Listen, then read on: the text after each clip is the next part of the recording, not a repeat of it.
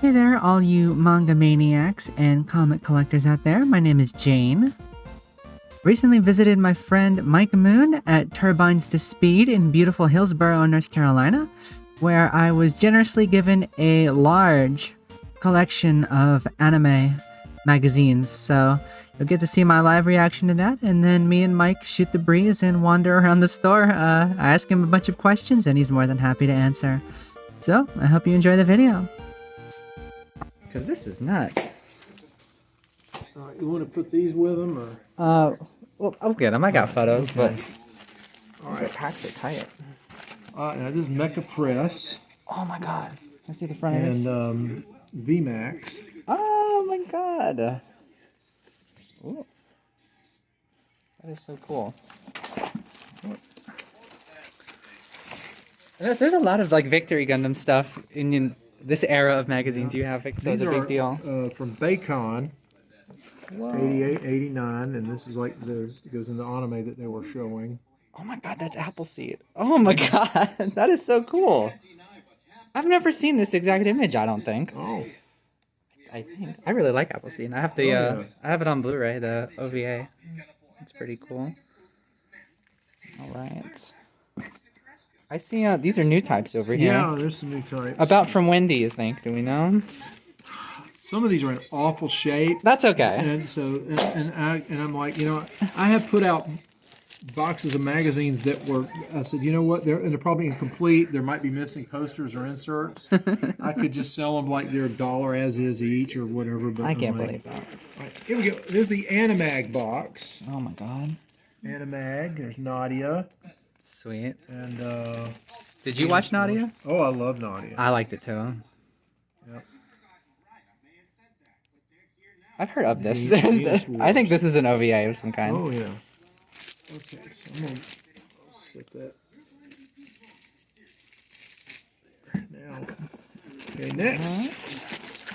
Protoculture Addicts. Oh Sherlock my Hound. god! That's This was a huge thing at the time. This Protoculture Addicts. yeah.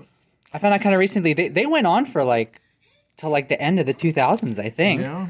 Or something. It lasted quite a bit longer than you might have thought. I'm not sure. This may be a complete run of this. This is Animico. Oh my god. It's from the official magazine of the Japanese Animation Society of Hawaii. Stop. Yeah. Mike, this is treasure. Yeah, well, maybe not. I'm just glad we're getting a new good home. Because, oh yeah. I could take these things to the cons and they may sell, they may not, but then ultimately what's going to happen to them in the big picture. And a lot of the stuff that I sell or take to sell, I give away a lot of it because if I think it's going to somebody that's really going to appreciate it, then that's fine with me. Model trains. That's really interesting to me because I think of that as an old-fashioned hobby, but people love trains. Young people like trains. Here we have Animericas. Jeez. It's a big bunch of Animericas. Well, this is the only one you can see the front of. Holy cow. But these actually have stickers on them. They do. Yeah, I think I saw it. I kind of cherry-picked. I think I've got all of them now, depending on how many you had. I think I've got most of them. Okay, next. All right. Lean these over so they don't flop down. Sure. Okay, now there's some. Let's see. This is well. I see Cutie Honey. That's enough for me. Yeah, I'm not sure what that is. I saw it. I think I got that at the Japanese grocery store in Cary. This has all kinds of cool stuff on it. There's Thomas the Tank Engine next to Shin-chan. Yeah, it's old school. Yeah. No. I think this show was new, this Cutie Honey. This is like 96 or 7 maybe. Now, here you go. What is this, Mike? Dirty Pair. Yes, well I know that, but what is this book? Forget. Well, sure. That is so awesome. And of course, there's a couple. Yeah. In there. All right, here's AX. There's Turn A Gundam. Oh my god! Shoot.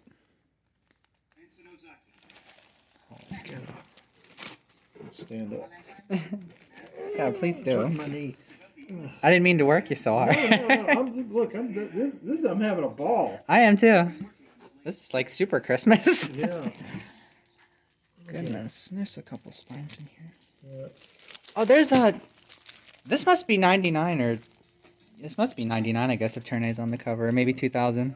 This is Die Guard. This is a great show. Yeah. On DVD. Yeah. Okay. Now here, this is Animedia.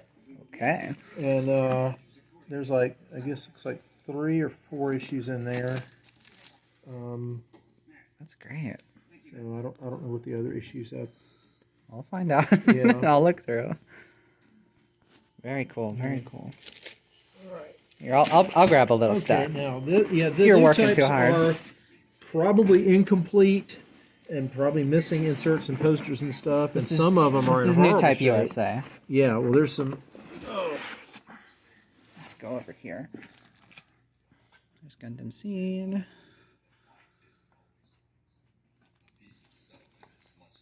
Yeah, it's Ghost Sweeper Mikami. Okay, this is not USA. Oh, Yeah, poor there's a thing. coverless one. It happens. What? Yeah. Well, I love when great artwork slides out of them, but I would like them to stay in. But Oh, what is this? Cybernetics Guardian. This looks really familiar. yeah. You know what this is?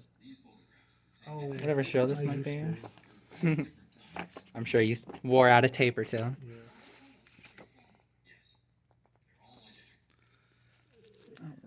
Here's some more new types. I see Ray. Oh, boof! There we go.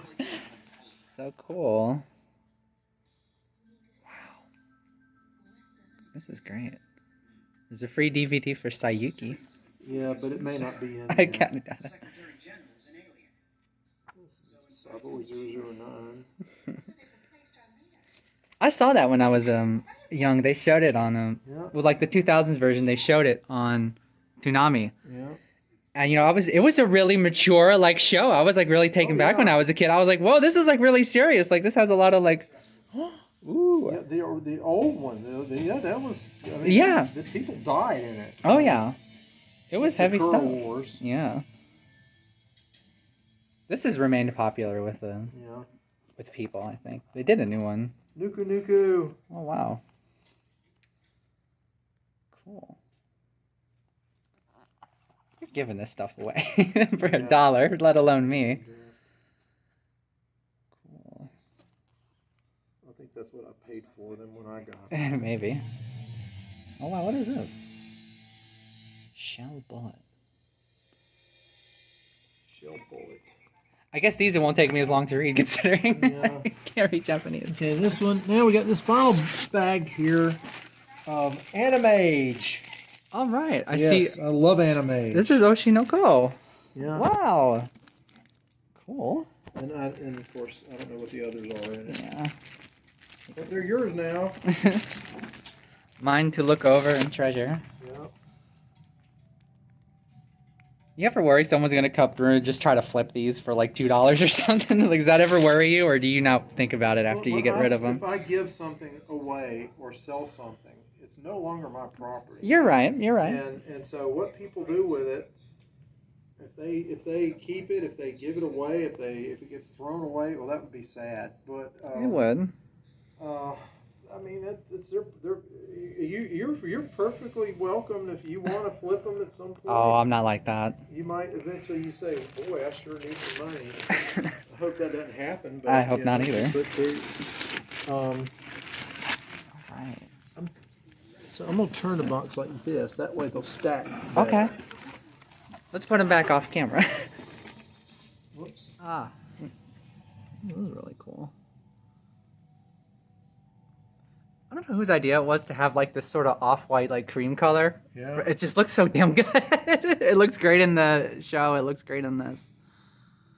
Holy cow. But I've got 3 Valkyries. I don't have this one. I love the Valkyries.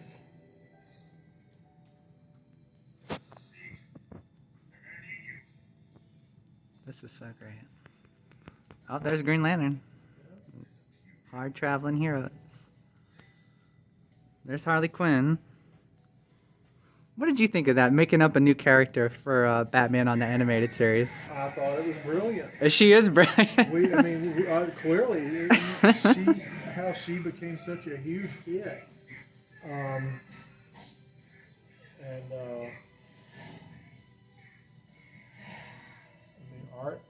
Arguably more famous than some of the other villains that have been around. Oh, for sure. Dr. Fate.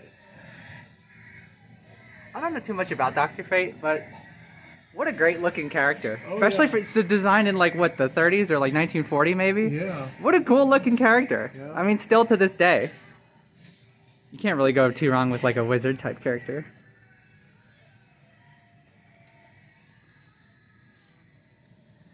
Do you see younger people, like people my age, buying lots of Star Wars? It amazes me how many little kids come in here. Little and kids? They know every character's name. That's great. But they've grown up with it. I mean, now when I was a kid, when Star Wars came out in 1977, I mean, I was 13. Wow. And now, of course, I was already hardwired to be a geek. I was already in Star Trek and comic books. But then suddenly in the late 70s, there's this, and then all the other science fiction that followed. Yeah, what did you think of Star Wars? I mean, just seeing this huge, well, it wasn't really a big budget. I mean, it kind of was, but just this movie suddenly explodes, and it's this amazing kind of, almost like golden age. Not necessarily a throwback, but you know what I mean. I mean, that was just supposed to have been really mind blowing. It was. I was at the Park Theater in Burlington, and I was there to see Smokey and the Bandit. Oh. And in the theater, in the lobby, they had one of the advanced teaser posters that just said Star Wars. To your galaxy this summer. Yeah. Star Wars. I've seen those. Ooh, what's that? And then they showed the trailer for it. And I just went nuts.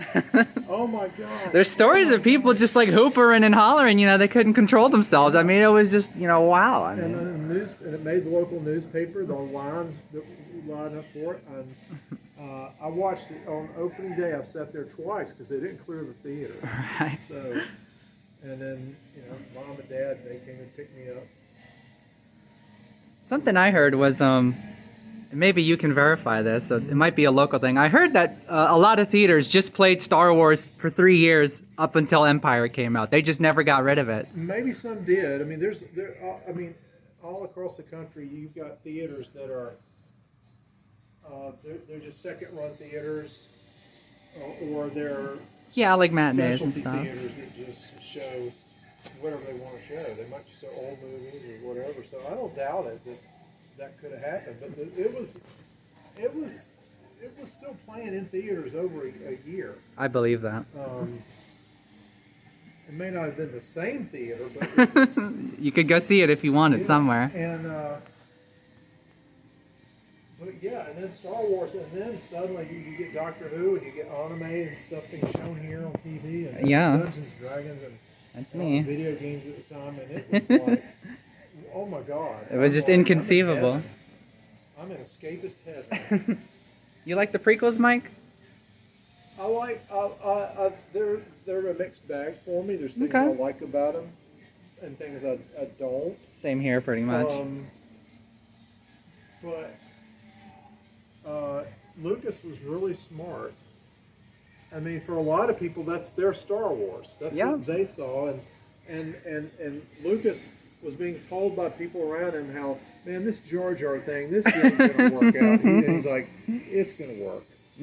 The next generation of fans are going to like him. And he was proven right. Now, there's people my age that, thought, weren't as thrilled about Jar Jar, but of course. Jar Jar had some good episodes in the Clone Wars. I think he did. And I think the episodes 1, 2, and 3 are better than episodes 7, 8, 9. I kind of think that too, but for me, Star Wars has always been a roller coaster. I'm not the biggest fan of Return of the Jedi. Yeah. And I'm certainly not the biggest fan of these Star Wars holiday specials.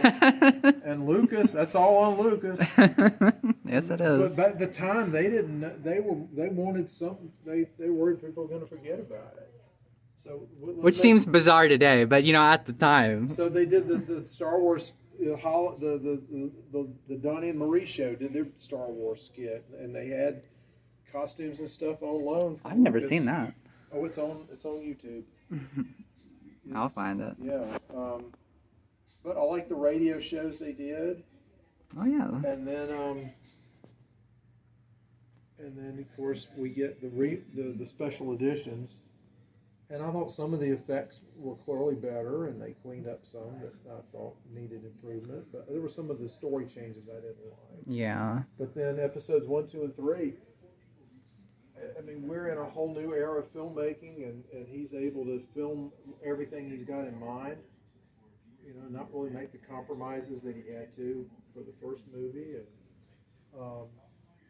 And if it weren't for the episodes 1, 2, and 3, we would have never gotten the Clone Wars or Rebels or the Bad Batch, and you're right, and so much stuff from that period that I love. And who knew Ahsoka would become my favorite Star Wars character?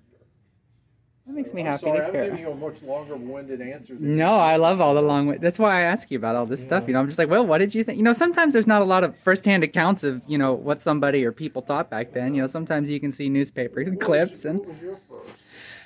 So you'll laugh at this. It is funny, but I had the Phantom Menace on VHS. Yeah. And I remember I was 5 at the time, and I asked my mom. I said, "Mom, isn't there a guy named Darth Vader in Star Wars? He wears black?" Yeah. And she said, "This is about him as a kid." I said, "Huh?" Yeah. And when you're that age, you don't totally get it. But you would rewatch some of the cool parts. The ending and some of the other scenes. So I like that. And then I didn't see episode 2, but I saw episode 3 at the theater. And that was a lot of fun seeing that at the theater. I remember very clearly. At the beginning, it's got kind of like a different tone. It's kind of like funny, but not that funny. People were laughing though at the theater. Yeah. And then Anakin cuts Dooku's head off. Nobody said anything. Nobody laughed anymore. Nobody. I mean, it was a dark moment and it was scary. But I just remember just dead, cut off after that. Just silence watching the movie. It was funny. If you watch all of the Clone Wars animated series, yes, between episodes 2 and 3, it makes them so much better because you get a much bigger. For me, it was a more emotional payoff to see see all the camaraderie that existed between Obi-Wan and Anakin. Yeah, because they kind of skip over it almost. And you get so much more Padme. And now Padme's gone.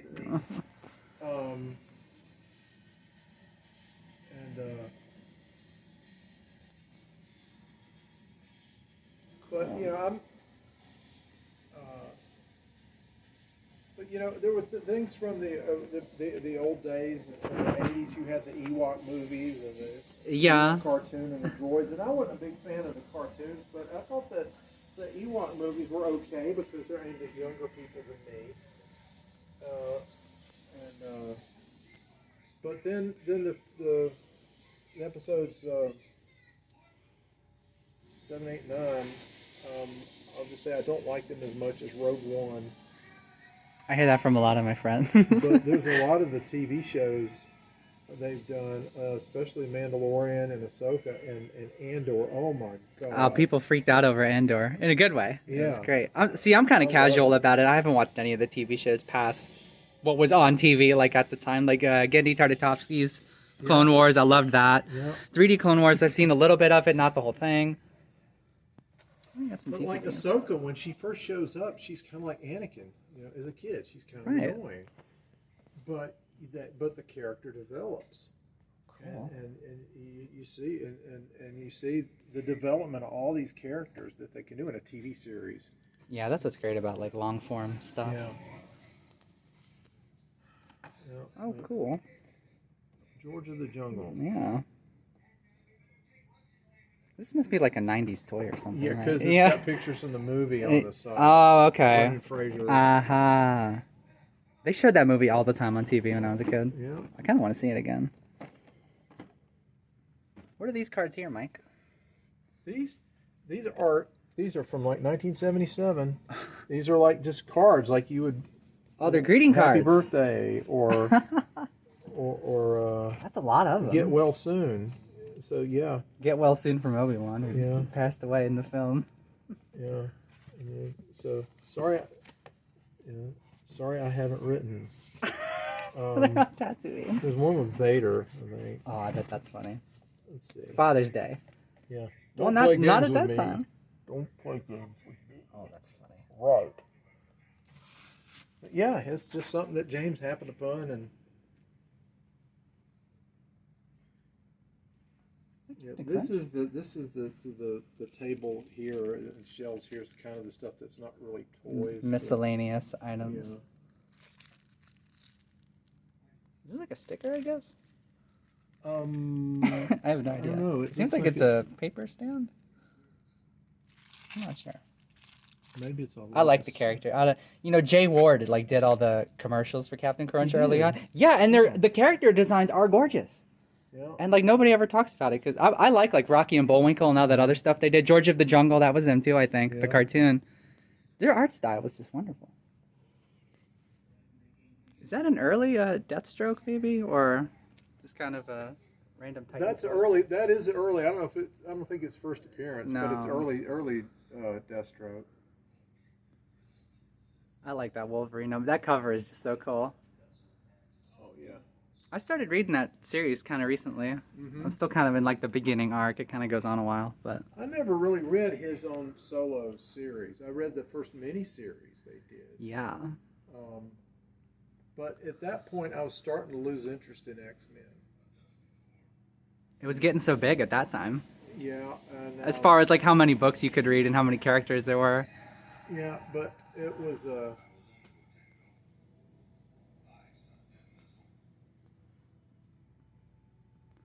Pretty cool stuff.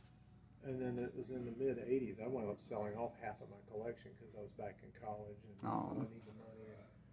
And now, I think what that stuff's worth now, I kind of wish I hadn't. It's, that's the thing is, how long can you hold and when you've got to do it. And, I think to an extent it's hard to just optimize it. I got the highest value out of this book. I can sell it now. I mean, it just doesn't happen that often. No, and even though I've got boxes of stuff that I take to the cons that I've already priced to sell, there's still stuff I'm not yet ready to part with. Of course. And, I have some stuff you'd have to get it out of my hands. Oh yeah, but eventually, I might, there's stuff a year ago I probably wouldn't have thought about parting with, and then now I do, and so some of the other stuff I'll hang on to. What is this? Oh, by Alan Moore? Oh, I have never heard of this. Oh. Maybe because it's adult. Never seen this. Bo Jeffries. If this makes it to YouTube, somebody's going to be like, how have you never heard of Bo Jeffries? Not confuse adult with mature. Oh, you're right.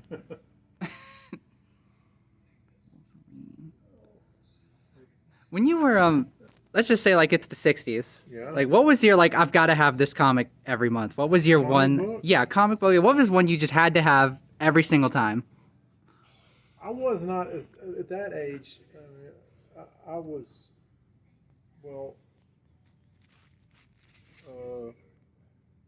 depending on which year in the 60s. Oh, geez. I mean, at one point I didn't know what comic books were. Right. But when I did, I just read whatever was in front of me. I would read it. It interested me, and it could have been a Archie or Marvel or DC or Richie Rich or whatever. But I remember reading Avengers and Spider-Man and the Hulk and Superman and Batman and Flash and so forth, and there was some Disney stuff, and I think the first thing I seriously wanted to collect was anything with Snoopy. Really? Yeah. That's neat. But Peanuts is kind of like a forever thing. People always like Peanuts. yeah. Charlie Brown.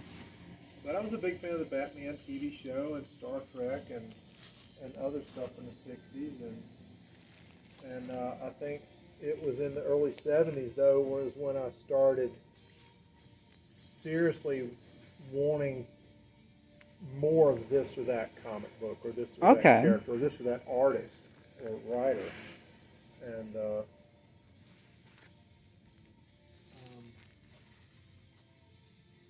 wow. And then, just as I got older, I started seeing more and more stuff, and more and more indie stuff, and then more foreign stuff.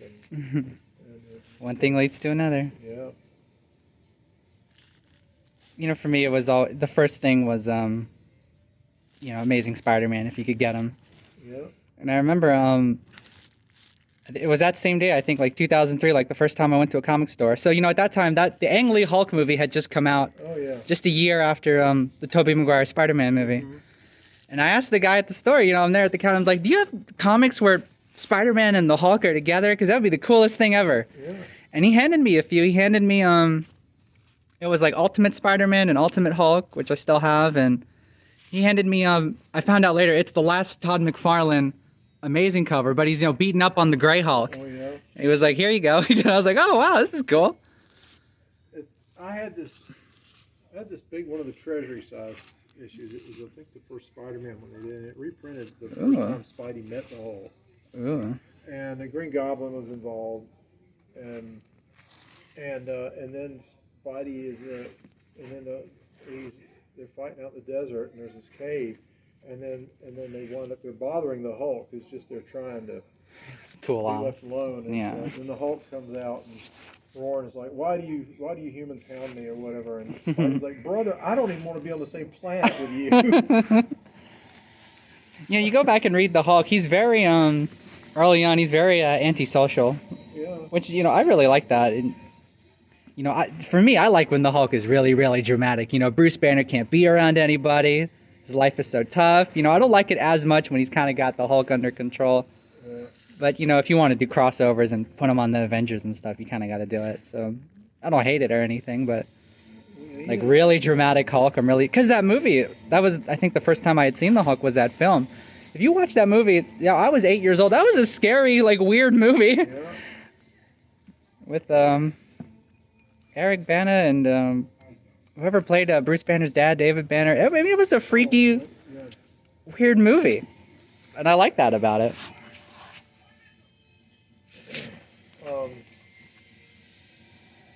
Come on, dude. So was that your first superhero movie that you saw? As far as I know, yeah. It was definitely the first one I saw at the theater. Because I think I was just a little young for X-Men, I think. Yeah. At the time, if I had been a year or two older, then, just like Spider-Man, 2 years after, if I had been a year or two older, I probably would have seen X-Men. So when, or if, I'm assuming you've seen it, did you eventually see Superman the movie? Like older teenager, probably. Yeah. Everybody loves that movie, and I do too. It's a great movie. I mean, you see it, and you're like, yeah, it's great. What about the 1966 Batman TV series? So, you'll think this is funny. My parents used to argue about that just when the concept of Batman would come up in the family. That my dad would go, that show was stupid, and my mom would go, it's a comedy. And they would go back and forth about, if they liked it. Between the two of them, funny enough, it's my mother who really liked Batman more. She thought Batman and Robin were kind of dreamy, superhero guys. And I've seen a little bit of it. It is funny. It's...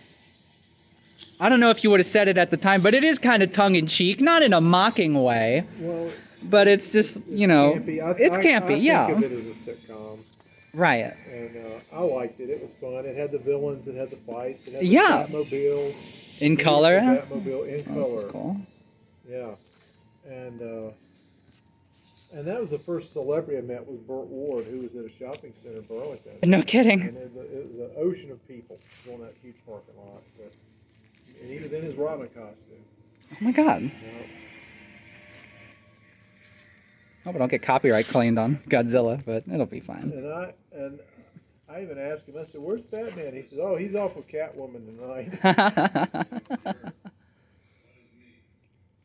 I didn't know who this character was for years because I got him mixed up with Kamandi from DC. Yeah. I'm like, they're not alike. This is just like a Tarzan ripoff, basically. At least as far as I know. There's probably some great But they kind Khazar of look store. alike, They look They're almost just exactly. I curvy. think there's a Kamandi. They look almost identical. I mean, can you blame me? Kubert art there. That's so cool. I love when there's some kind of like freaky, like EC Comics looking monster. I just love all those weird monsters.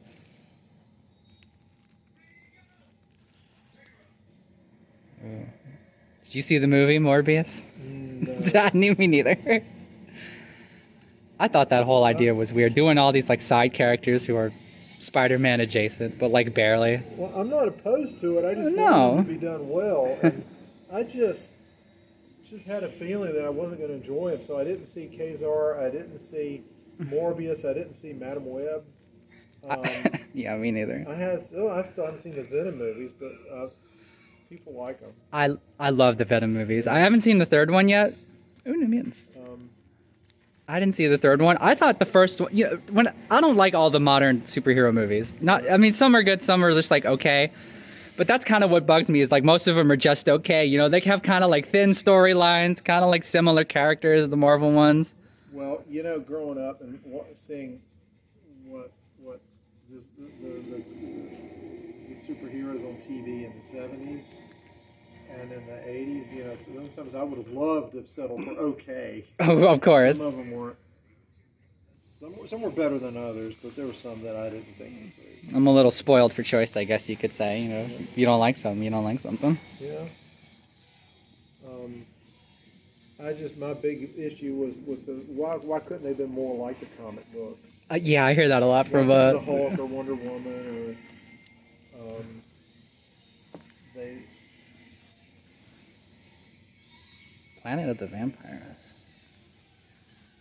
I don't know what their deal was. You know, like Tim Burton Batman. That's pretty much like the There's comic. so many people that Michael Keaton is their Batman. That's so. And, I like that movie. But... Yeah, and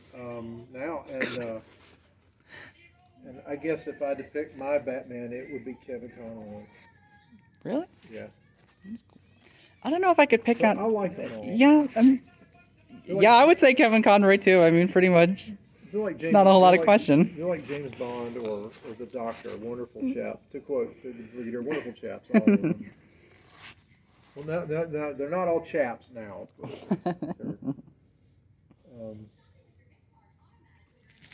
Yeah, Kevin Conroy is amazing. Secret Wars 2. Oh wow, Sergeant Fury.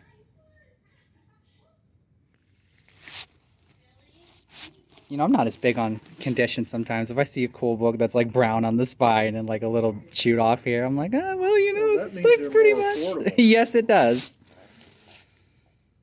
I just get them to read. Yeah. That's what I try to tell people. Is like, you know, the collection is the byproduct of the reading. Yeah. Of course, sometimes, you know, you just get some cool stuff, but you know, I don't go buying like $60 books to sit on it or something. Oh, no, I don't speculate. I take care of the stuff I've got, and it's of course nice when it's worth a lot. But when I sold off a lot of my collection, and then after a while, I thought I regretted some of that. But I was able to the stuff I really like to read. I was able to rebuild either by the trade paperbacks, yeah, or the reprints. And, that must have been nice when trade paperbacks came around. You know, I mean, if there was a time period, you just had to get back issues and do your best. That seems really difficult to me. And it was even better if you found them used. Oh yeah. If you use trade paperbacks. And, you can still get cheap paperbacks, thank goodness. Doom Patrol. I thought you had lots of Superboys here. Now, Superboy.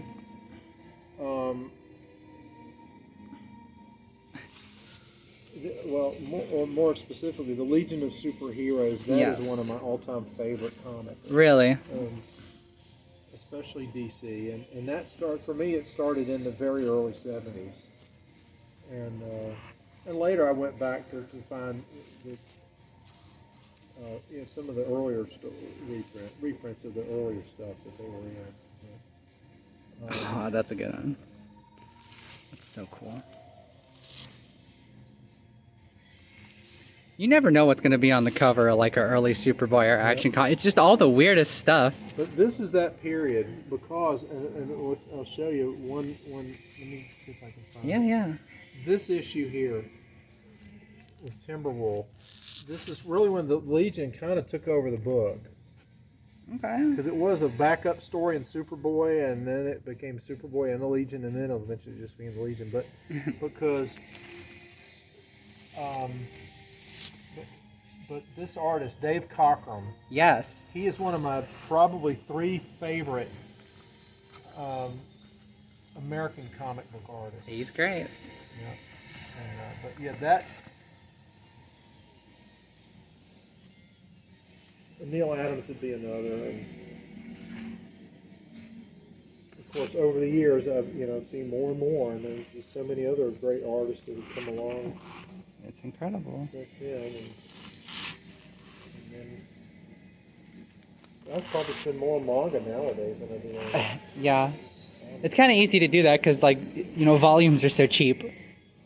And then, it's easy to follow a series. They only come out every so often, every 2 or 3 months.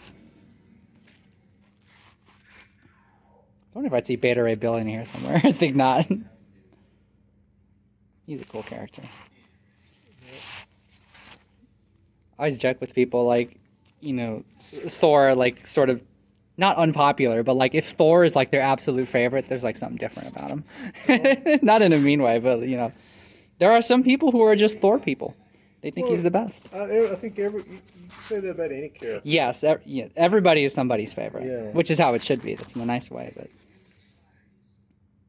I didn't know who Thor was for a few years. I mean, I just didn't know. I was like, who is this guy? I didn't know exactly who Iron Man was. He was on the Spider-Man cartoon in the 90s, like, every now and then, but I was like, okay, he's got a suit. You see what, like, the actors have done. I mean, Tony Stark, Robert Downey Jr. playing Stark, and Hemsworth as Thor, and so, yeah, there's definitely a whole lot of new people that have fallen in love with the characters. I think that's great. I think that's nothing but good.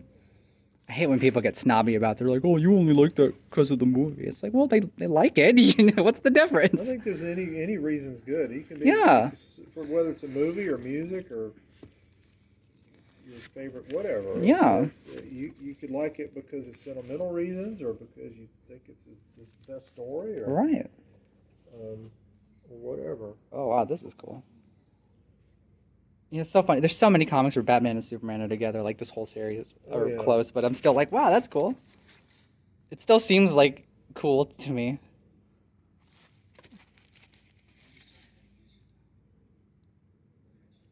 What's that guy's name? Is that Dead Man? Yeah. Yeah. He's kind of an interesting character. I just saw him in, I read Kingdom Come for the first time. Oh, really? Yeah, like a week or two ago. Oh, it was good. People were right. It was good. I read, in high school, I read Marvels. I love Marvel. I liked it a lot too, but I think the story in Kingdom Come is like what makes it so good. In Marvels, it's a little more subtle, like, the story with Phil and all that. Oh, there was one thing in Marvels that just made me cry. Oh, what was it? The little mutant girl that's staying with the family, and then she runs away. Oh my God. You don't know what happened to her. Yeah, but the cover where you see Angel carrying her. Yes. Which leads me to believe that there is a happy ending for her. Yeah. At the Xavier school. I think it's that same issue, but there's that panel with like the X-Men in the alleyway, and they're all lit up by Cyclops' like visor, so they're just glowing red. Oh yeah. That is the coolest thing in the world. It's supposed to be kind of scary, and it is, but that was just the coolest thing.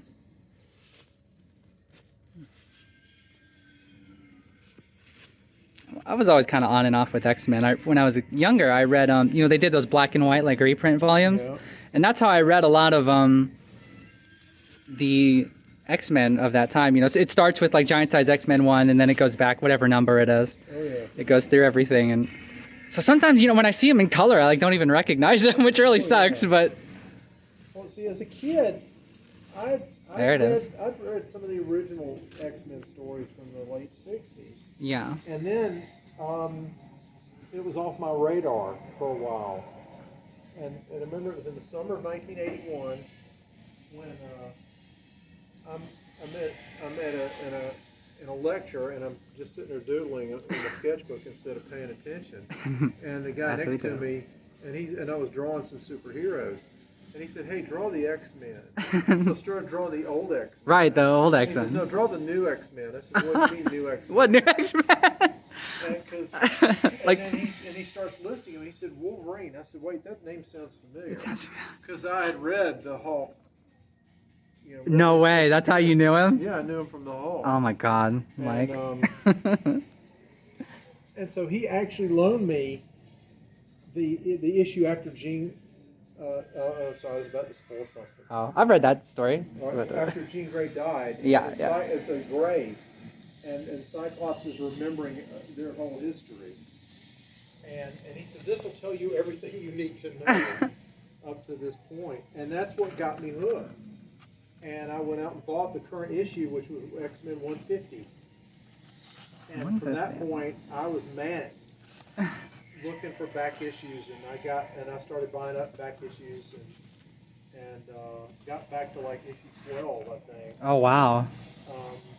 But those, and at the time, I was thinking, I was at this old comic book show at a motel, and I said, "Man, I can't believe I'm paying $30 for giant size X-Men number 1." Yeah, what a rip. And for 94 too. Oh boy. So who would have thunk it? But then as I started reading it, I think it was in the mid 80's when I actually started losing interest with what was currently going on. Yeah. It was after Paul Smith's run.